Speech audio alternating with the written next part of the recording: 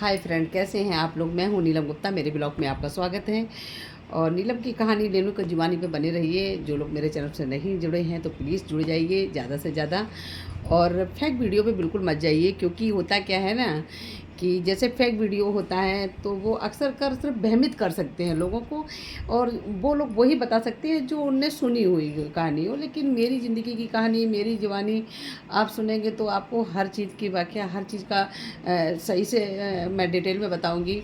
और लोग मीडिया को तो बढ़ा चढ़ा के बोल देते। तो एक भाई ने कमेंट किया है कि नीलम जी क्या बोलते हैं कि मीडिया वाले आपके यहाँ कैसे पहुँच जाते हैं। तो मेरे भाई, आप तो जानते वो मीडिया है, मीडिया तो प्रधानमंत्री के पास कैसे पहुंच जाती है आप तो समझ सकते हैं। कितनी सिक्योरिटी होती है, उसके बाद भी चले जाते हैं कि नहीं जाते। बहुत ऐसी जगह जा, वो तो हर जगह इंटरव्यू ले सकते हैं। उनका तो भाई एक पेशा होता है कि ज़्यादा से ज़्यादा ऐसी चीज़ें दिखाएं ताकि उनकी ज़्यादा से ज़्यादा लोग उनके चैनल को देखें।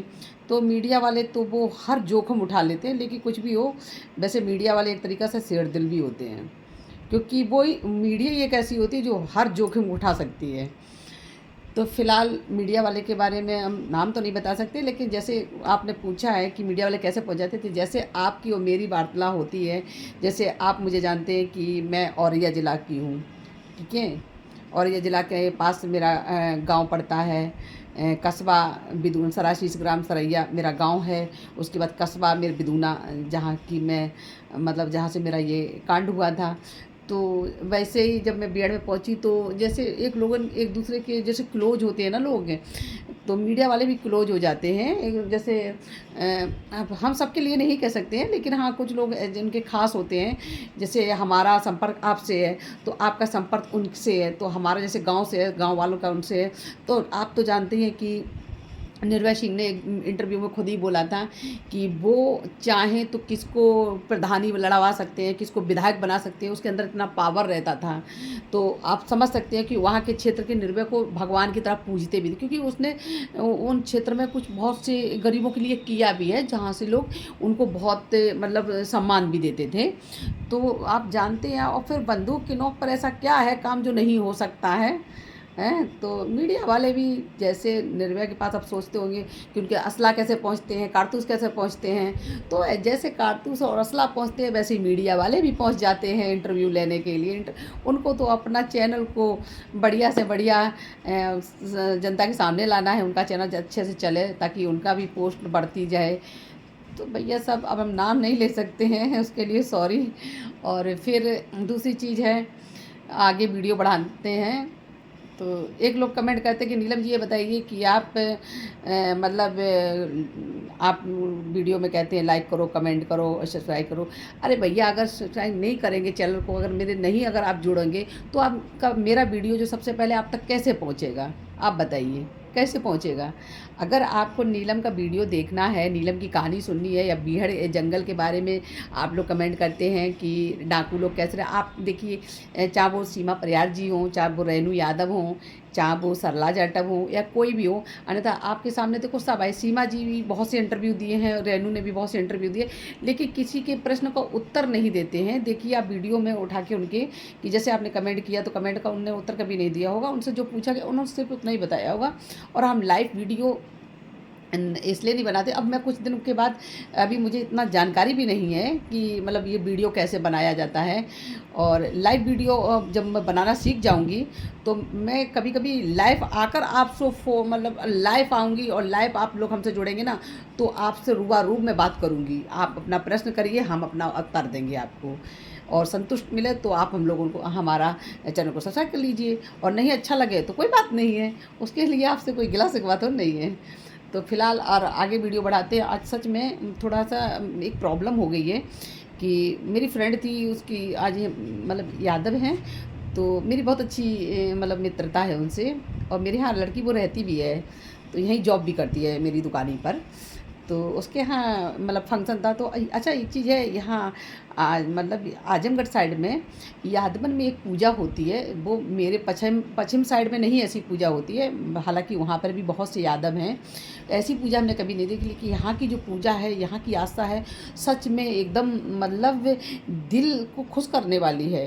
क्योंकि यहाँ पे जो पुवारी बाबा होते हैं, आप शायद नहीं जब समझ सकते पुवारी बाबा किसको कहते हैं, मुझे भी नहीं पता है, लेकिन जो पुवारी बाबा होते हैं, तो जैसे इन लोगों के यहाँ कैसे बड़े बड़े गोठा, जिसको कंडा बोलते हैं मेरे साइड में, कंडा का गोइट बड़े बड़े जगह लगाए जाते हैं, उसमें दूध खौलाते हैं, किसी में खीर बनाते हैं, और वो पुहारी बाबा आते हैं, पूजा करते, मतलब पूरा बदन वो होता है खुला हुआ, और खौलती हुई दूध से खौलते हुए क्या बोलते हैं खीर से स्नान करते हैं। बहुत ही कसम से कठिन पूजा होती है। मैं तो आज देख रही थी तो मुझे अंदर से ये लग रहा था, मैं आप लोगों का वो वीडियो नहीं बना पाई, सॉरी उसके लिए, लेकिन सच में भगवान माता रानी सच में उनको शक्ति देते हैं। तो आज वो पूजा देखने के लिए गई, तो मेरा अभी 12 दिन हुए हैं, ऑपरेशन ही हुए, तो मैं जिद कर रही थी अपने हस्बैंड से, तो हमने कि लेके चलिए, तो वो आज मुझे बाइक से लेके चले गए। तो वहाँ उनकी रोड इतनी ख़राब थी, तो दरअसल सच में मेरे आज पेट में पेन होने लगा है, और टाँकों में थोड़ा सा दर्द होने लगा। मैं डर के मारे इसलिए नहीं बता रही कि पति गुस्सा करेंगे, तो छोड़िए, ये तो घर की घरेलू बातें हैं। तो आगे वीडियो और बढ़ाते हैं। तो जैसे मैंने वीडियो में आपको बताया था, जब हम लोग गांव जाते थे, तो निर्भय सिंह और पूरा गैंग जो था, तो गांव में जब नवरात्र होती थी तो माता रानी के भजन कीर्तन बहुत अच्छी तरह होते थे। तो ये लोग भी अपना मतलब जम के पार्टी बनाते थे, और जम के गाना बजाना करते थे, नाचना कूदना ये सब कुछ करना। तो सच में कभी कभी बहुत अच्छा, लेकिन ये लोग तो नाच कूदते थे, तो वहाँ की जो महिला रहती थी गाँव की, तो उनसे हम मतलब बातचीत ज़्यादा करते थे, कि जैसे कि आप कहाँ, मतलब आपका घर यहाँ है तो आप कहाँ जाती हैं, यहाँ से रोड कितनी दूर पड़ता है, यहाँ से शहर कितनी दूर है। अक्सर कर मैं उन लोगों से यही बातें किया करती थी। और मेरा जो ज़िला पड़ता है औरैया, वो यहाँ से कितना दूर होगा, क्योंकि ये सब चीज़ों के बारे में मुझे ज़्यादा जानकारी नहीं थी। क्योंकि बीहड़ तो लगता था ना, जैसे जंगल में चले जाने के बाद लगता था जैसे भूल भुलैया, साला वहीं की वहीं घूमते रहोगे, आपको पता ही नहीं चलेगा कि मैं इसी जगह से आई, उसी जगह पे घुस गई हूँ। तो समझ लिए ऐसी जगह। तो हमेशा मैं किसी न किसी से ये सब चीज़ें पूछना अच्छा लगता था, कि शायद कोई मुझे बता दें। तो एक बार एक लड़की थी, उसका नाम मुझे याद नहीं है, सॉरी। तो मैंने उससे पूछा कि ये बताइए कि आपकी ससुराल कहाँ, तो उसने कहा मेरी ससुराल औरैया में है। हमने कि औरैया ज़िला, तो बोले कि हाँ। अरे मुझे सच बता रहा हूँ, उस समय मुझे इतनी प्रसन्नता हुई, तो मैंने कहा कि जिस जगह हम लोग रह रहे हैं, ये गांव आपका है, तो यहाँ से औरैया कितनी कोस मतलब दूरी पर? तो उसने कहा ज़्यादा दूरी पर नहीं है, लेकिन हाँ यहाँ से 40-45 किलोमीटर होगी। तो हम कहे 40 किलोमीटर, 45 किलोमीटर, लेकिन जंगल से निकलना तो मेरे लिए बहुत ही कठिनाई की बात है, और अकेले जा भी नहीं सकते हैं। लेकिन उस दिन मैंने एक पहली बार मैंने हिम्मत बांधी। उस दिन मैंने श्याम को भी कुछ नहीं बताया। जब सब लोग अड्डी पे पहुंच गए, मतलब अपने गांव से सब प्रोग्राम निपटाने के बाद सब लोग अपनी अड्डी पे पहुंच गए। अड्डी पहुंचने के बाद तो फिर थोड़ा दिन के बाद मतलब जो जहां रुके थे वहां से दूसरी जगह शिफ्ट करना पड़ा। मतलब थोड़ी दूरी पर जाए, जैसे जंगल में, जैसे आज यहाँ रुके हैं, तो वहाँ से 1-1.5 किलोमीटर दूर जंगल में दूसरे साइड पर रुकना पड़ता, कि जैसे कैसे भीड़ भाड़ हो जाती है, तो लोग कहीं ऐसा ना हो, जो गांव के लोग होते हैं, कि कहीं जाके कोई मुखबरी ना दे दे पुलिस को जाके कि वहाँ पर निर्भय सिंह रुके हुए हैं और रात भर गाना बजाना किए। तो पुलिस को पता तो चला ही जाता है कि भाई पूरा गाँव तो निर्भय सिंह के बाप का था नहीं। कुछ उसमें से पुलिस की भी मुखबर रहते थे, जो मतलब पुलिस को भी मुखबरी देते थे। तो वो सोचने लगे कि हम लोग नाचे गाए हैं, कोई ना कोई बताया होगा, तो अड्डी के बारे में भी जानकारी थी, इसलिए बढ़िया अड्डी चेंज कर दीजिए। तो फिर जाके सुबह जाके अड्डी चेंज की। अड्डी चेंज करेंगे तो हम लोग उधर रुक गए। तो हम सोचे कि अब हम कहीं ऐसा तो नहीं कि दूसरी जगह यहाँ से चले गए, लेकिन फ़िलहाल वहाँ से 1-1.5 किलोमीटर दूरी पर रुके थे।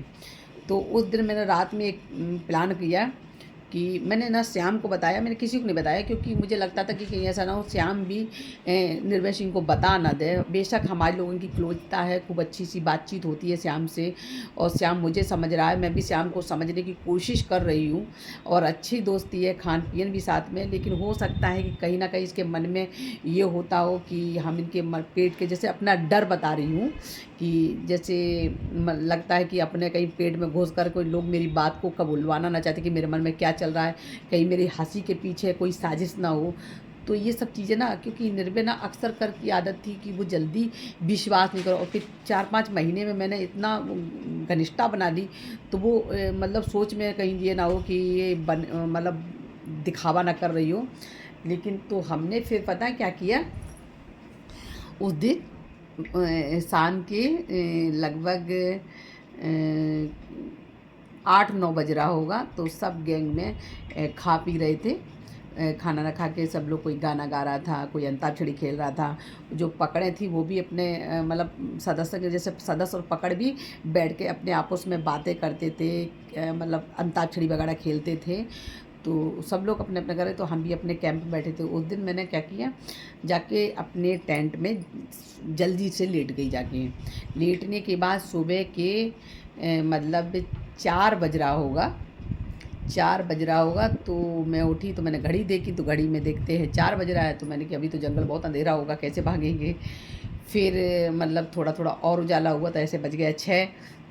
जब 6 बज गया, तो मतलब एक तो जंगल में पेड़ पौधे होते हैं, और जैसे पिक्चरों में दिखाते हैं कि डाकैत जो रहते हैं बड़ी बड़ी मतलब पहाड़ टाइप के होते हैं, उसके बाद घर जैसा बना होता है खंडर टाइप का, जिसमें रुकते हैं। तो मेरे भाई ऐसा कुछ नहीं होता है बिहार में सिर्फ पेड़ मिलेंगे, पौधे मिलेंगे, जानवर मिलेंगे, टीला मिलेंगे, इसके सिवा आपको घर नहीं मिलेगा। खुला आसमान होता है। फिर उसमें आप इतना कर सकते हैं कि आप टेंट बांध सकते हैं, पॉलीथीन का जो आता है ना, ऐसे करके झोपड़ी टाइप का, वो बांध सकते हैं आप।